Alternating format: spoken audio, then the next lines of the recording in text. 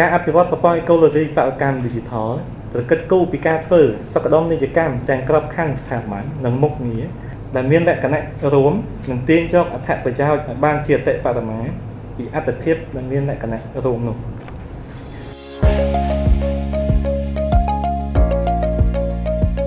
បរិកម្ម Digital ទៅធ្វើនៅក្នុងប្រព័ន្ធអេកូឡូស៊ីដែលឆ្លុះបញ្ចាំងពីពហុភាពនិងភាពមានអន្តរប្រតិបត្តិការជាមួយគ្នាប្រកបដោយសណ្ដាប់ធ្នាប់ការធ្វើបរិកម្ម Digital ក្រៅប្រព័ន្ធអេកូឡូស៊ីនឹងនាំឲ្យមានកម្មវិបាកនិងបច្ច័យអវិជ្ជមានជាអាចធៀបបែកខ្ញែកដល់ឡែកពីគ្នានៅតែមានណត្តិភាពនៃអន្តរប្រតិបត្តិការក៏ដូចជាអប្រសិទ្ធភាពនៃការប្រើប្រាស់ធនធានព្រោះហេតុមិនបានពង្រឹងអត្ថភាព existence និង priority នេះដែលមានលក្ខណៈរួមនិងទាញយកអត្ថប្រយោជន៍ឲ្យបានជាអតិបរមាពីអត្ថភាពដែលមានលក្ខណៈរួមនោះហេតុនេះការអភិវឌ្ឍប្រព័ន្ធអេកូឡូស៊ីបរិកម្ម Digital មានសារៈសំខាន់បំផុតសម្រាប់អសហដែលត្រូវធ្វើបរិកម្ម Digital ស្ថាប័នខ្លួនឯងផងនិងការជំរុញការធ្វើបរិកម្ម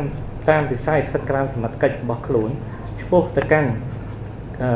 បរិកម្ម Digital ពេញលេញការអភិវឌ្ឍប្រព័ន្ធអេកូឡូស៊ីបរិកម្ម Digital ប្រកិតគូពីការធ្វើសក្តានុពលកម្មទាំងក្របខ័ណ្ឌស្ថាប័ននិងមុខងារទាំងផ្ទៃក្នុងនិងផ្ទៃក្រៅស្ថាប័ន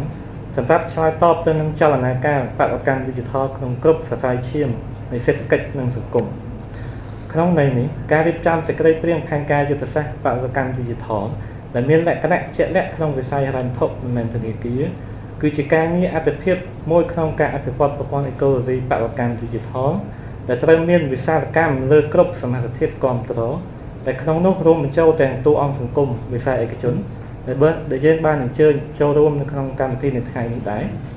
ពោលគឺអាជីវកម្មឬធុរកិច្ចបន្ថែមទៅលើសមាសធាតុផ្សេងទៀតដូចជាហេដ្ឋារចនាសម្ព័ន្ធភាពជឿទុកចិត្តស្ថាប័នមូលធនមនុស្សសេវាសាធារណៈ